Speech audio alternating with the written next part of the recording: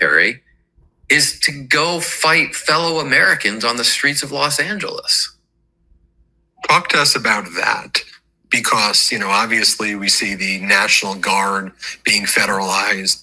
You, as a former member of the Marines, a veteran serving the way you did in Iraq, I'm sure even the division that's there and what must be going through their minds being sent to LA as Donald Trump uses the language of an invader, of invasion. And then Donald Trump has like the Putin's, you saw his post where he goes, we're going to expand basically this war against all democratic cities. And he goes, because they are turning everybody trans. Like everybody's becoming trans. So we need to stop that. And I'm reading this thing. I mean, turning everybody trans, and we're sending Marines to stop everybody becoming trans. What the hell am I reading? It's just, I mean, you're tempted to laugh, but it is actually deadly serious, because he is undermining our democracy by politicizing the military. If one leader, one political party controls the military, then you don't have a fair and equal democracy anymore. Now, what do the Marines think about this? Well, I have heard that a lot of officers are considering resigning their commissions because they question whether this is constitutional, whether they're violating their oath to protect and defend the Constitution, not the president, the Constitution, by carrying out these orders. These are active discussions going on among Marine officers today.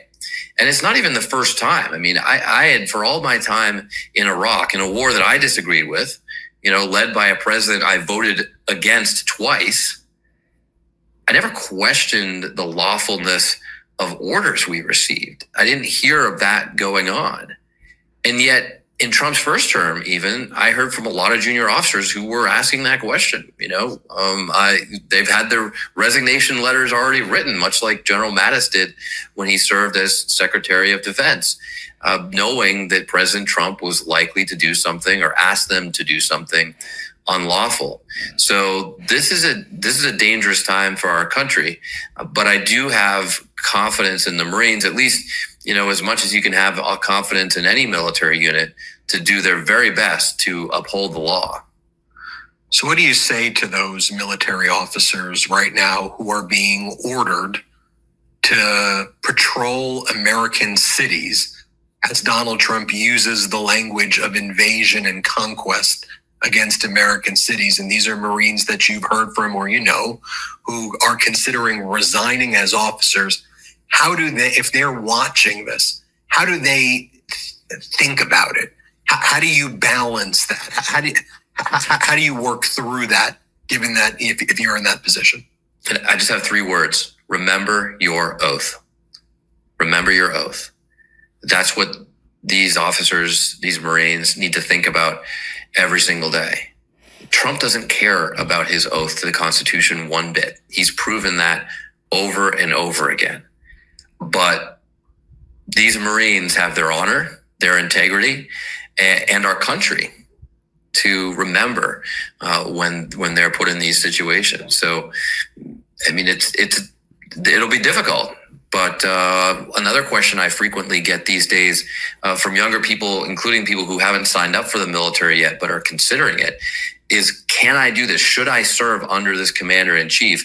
And my answer is always, actually, this is the most important time to have smart, honorable, courageous young Americans serve our country, because you might have to have the honor and courage to actually disobey an unlawful order, which is not an easy thing to do. It's not easy for anyone to do in those shoes.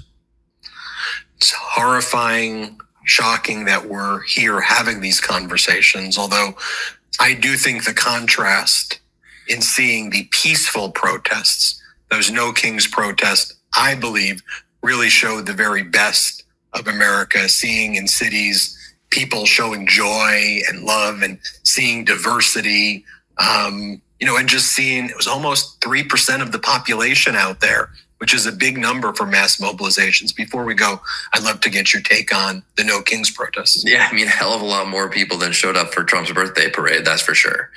And I was proud to speak at a couple parades up in my corner of the world. And in both places, you know, Beverly, Lynn, Massachusetts, two small cities on the North Shore, I was just so impressed.